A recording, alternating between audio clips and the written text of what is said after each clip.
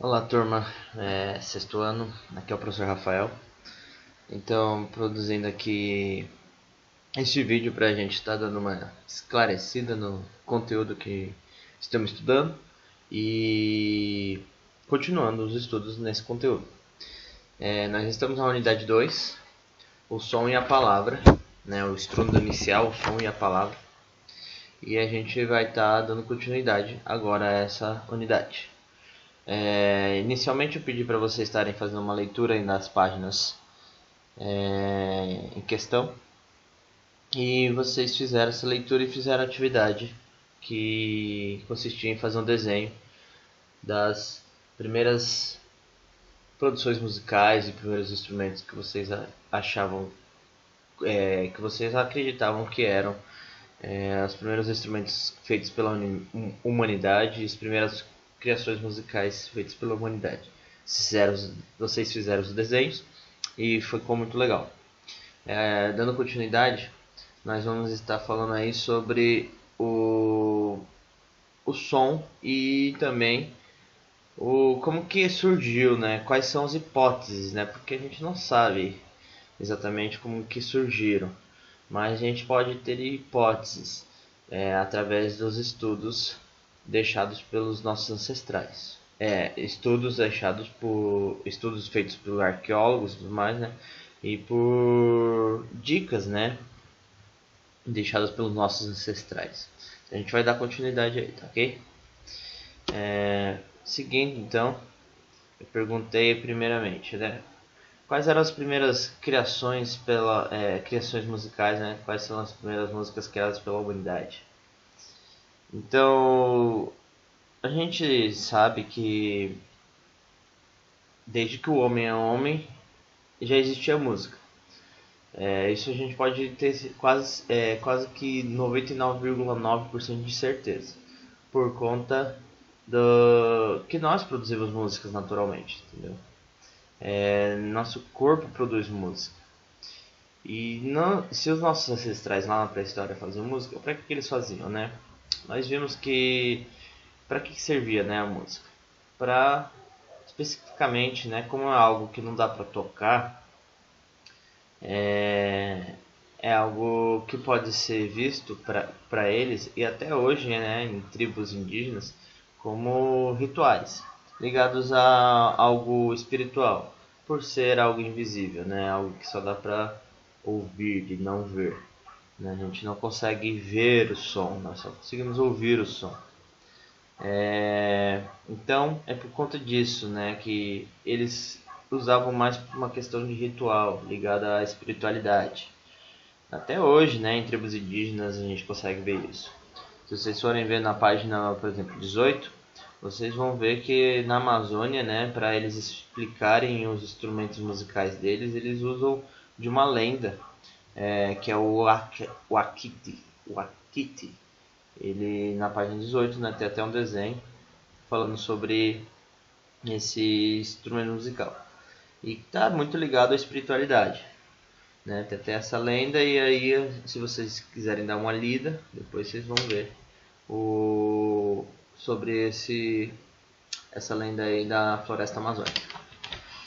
E são tribos da Amazônia que ainda existem, tá? E eles acreditam nessa lenda. Tipo, é uma lenda, mas eles ainda acreditam. Ok? Seguindo.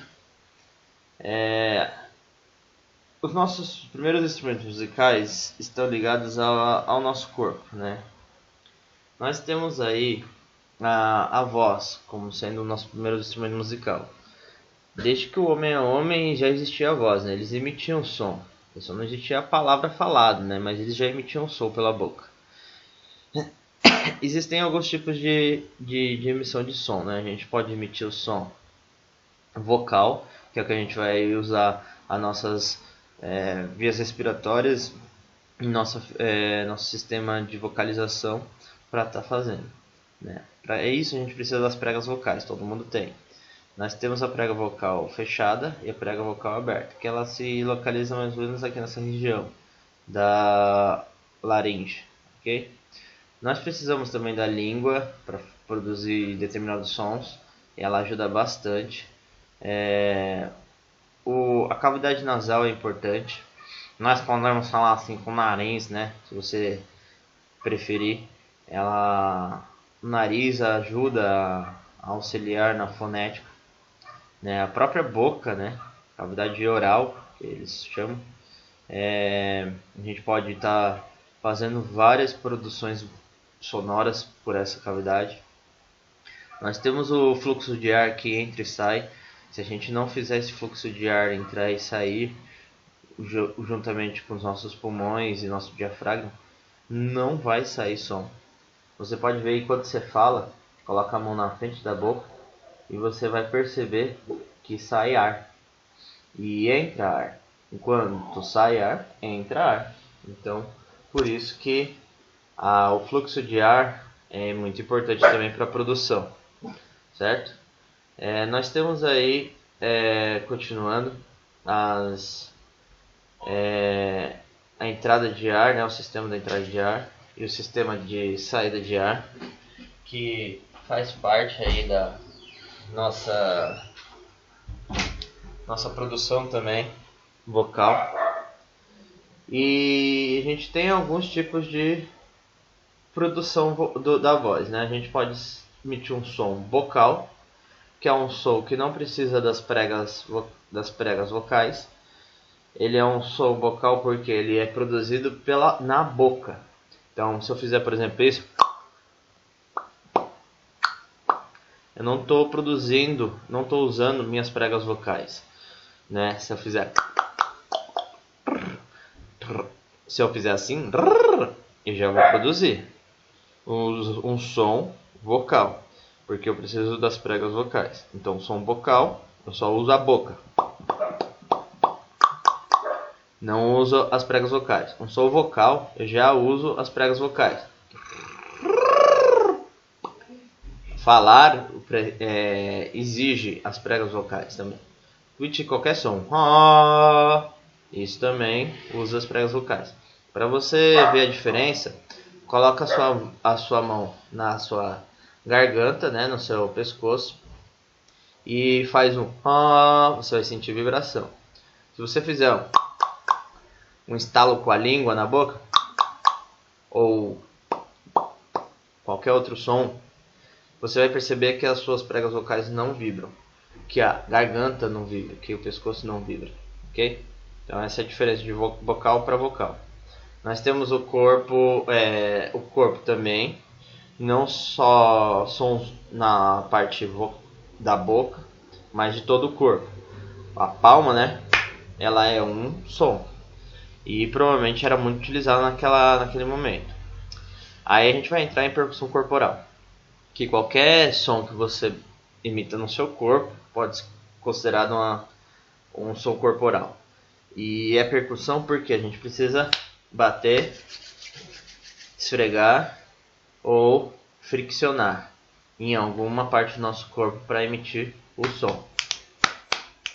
O estalo de dedo também é uma percussão corporal, batida. Os estilos de palma, né? Existem palmas mais suaves, palmas mais graves, mais agudas. Então, cada tipo de palma também é um som emitido. Aqui eu deixo para vocês assistirem um vídeo que eu vou postar lá na plataforma do grupo Barbatuques, que eles usam de percussão corporal, som vocal e som vocal para fazer música. E vocês vão ver que não precisa necessariamente de um instrumento musical físico para fazer música. A gente pode ter nosso próprio corpo para fazer uma música. E através desse vídeo vocês vão ver como que funciona isso, esse grupo musical, ok? Então, se vocês quiserem pausar agora para assistir lá, vocês assistem. Se vocês quiserem deixar para o final, vocês deixam. Vou deixar o link lá na plataforma, ok? No aplicativo Google Classroom. Continuando, nós vamos falar sobre o timbre, né? O que é o timbre, né? O timbre é como se fosse uma digital, né? O digital do nosso dedo aí, né? Para liberar, por exemplo, um celular, cada um tem a sua digital, né? E nenhuma outra digital bate com a sua. Cada um tem o seu, a digital dos dedos. Então cada um tem o seu próprio timbre. né? A nossa voz, a minha voz não é igual à sua, não é igual a das pessoas que estão junto comigo. Eu posso até tentar imitar o timbre de alguém, mas o timbre natural, a minha voz natural, ela é única, ela é minha. É difícil alguém ter uma voz muito parecida, e mesmo assim há umas nuances diferentes. E é isso que é o timbre, tá? O timbre pode ser encontrado na nossa voz, ou seja, vai distinguir uma voz da outra, tá? E também pode ser encontrado nos instrumentos musicais. Eu coloquei aqui, por exemplo, 3 tipos de instrumentos musicais. Eu poderia estar colocando o som para vocês estarem ouvindo. Eu quero que vocês escutem, depois, se vocês puderem, o som de um violão, o som de uma harpa e um som de berimbau. Eles são semelhantes pela questão que eles são cordiofones. O que são instrumentos cordiofones? Que eles precisam de corda para funcionar. A vibração da corda deles fazem com que, aqui tem uma outra corda, né? Fazem com que o instrumento funcione. Ele emita o som. Então é por isso que eles são chamados de cordiofones. Se vocês forem na página de vocês, da página 22, vocês vão ver que existem outros tipos de instrumentos, não são cordiofones, que a gente vai ver logo em seguida. Então, esse daqui são os instrumentos que necessitam da corda, ok? Para funcionar, a vibração da corda. E eles são diferentes um do outro pelo timbre, porque se eu tocar uma nota, por exemplo, Dó aqui, eu posso tocar uma nota Dó aqui e uma nota Dó aqui, elas vão emitir de maneira diferente, porque cada instrumento tem o seu timbre, ok? E a gente vai conseguir distinguir por causa disso. Nós temos aí também outros instrumentos, como os idiofones. Os idiofones são instrumentos que produzem o som pela vibração pela vibração dele inteiro, né? Ele todo vai vibrar. Então o gongo aqui, que é o exemplo que tem na apostila, você batendo nele, ele vai vibrar essa estrutura aqui. E então ele é um idiofone. Como um chocalho. O chocalho também é um idiofone, né? Porque o barulho que ele vai emitir é do próprio corpo. O próprio corpo do instrumento vai emitir o barulho, vai emitir o som, ok? Então esse é o idiofone. Nós temos os membranofones, que são os instrumentos que precisam de uma membrana. O que é uma membrana? Uma pele. Essa pele ela tem que ficar esticada ou às vezes um pouco solta, dependendo do tipo de som que você quer emitir. E eles são instrumentos que precisam dessa membrana para emitir um som. Claro que vai precisar você bater nessa membrana, né? Mas se não tiver essa membrana, não tem como produzir o som, ok? Se não tem membrana, ele não é membranofone. Vou bater aqui no canto. Então ele vai ser um idiofone, porque você está batendo no corpo do instrumento. Tá? Na membrana, isso daqui é o corpo para amplificar a batida que você vai estar dando aqui na membrana, na pele. Tá bom? Então, os membranofones. Esse aqui é o atabaque, tem na apostila de vocês também. Temos os aerofones. Outros membranofones pode ser o pandeiro, né? O pandeiro que é bem conhecido. Aerofones, agora. Os aerofones, eles são instrumentos que precisam da circulação do ar dentro deles para eles funcionarem. É como se a gente soprasse ou girasse ele no ar, enfim. O ar precisa passar por ele, certo? A gaita é um tipo de instrumento aerofone. Outro instrumento também é a flauta, né? A flauta também pode ser considerada um aerofone. Temos os eletrofones também.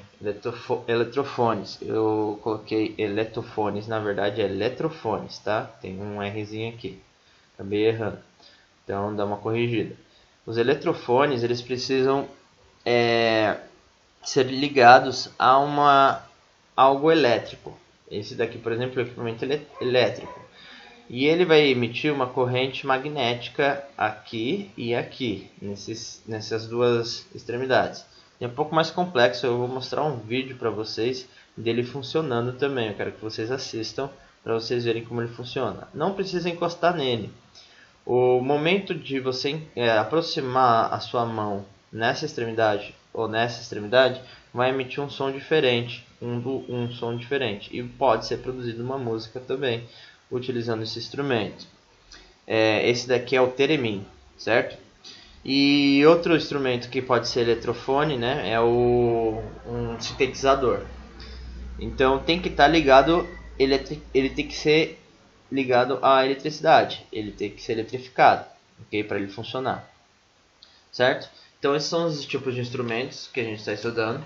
E aí eu pergunto para vocês, todo material pode ser um instrumento musical? Segundo o Hermeto Pascoal, sim. Né? A gente vai mostrar para vocês, ele é um artista que ele nasceu em Alagoas, é alagoano, e ele produz música usando diversos materiais. Ele usa chaleira, ele usa a própria barba dele, aí você vê que ele tem uma barba bem grande, né? E ele usa a própria barba para produzir música e som e tudo mais. Ele usa água, ele usa diversos tipos de materiais que não são convencionais, que servem para outras coisas, e ele transforma em som. Tá? Então eu vou deixar também para vocês assistirem o vídeo dele. E a gente vai parar por aqui. Eu espero que tenha esclarecido bastante coisa. Depois eu vou colocar algumas atividades para vocês estarem fazendo, referente ao que a gente está estudando. E a primeira atividade vai ser baseada numa pesquisa, tá? Que eu vou pedir para vocês fazerem. Então assistam alguns vídeos. Se vocês quiserem rever essa aula, revejam essa aula. E qualquer dúvida pode entrar em contato, tá? Muito obrigado e até mais.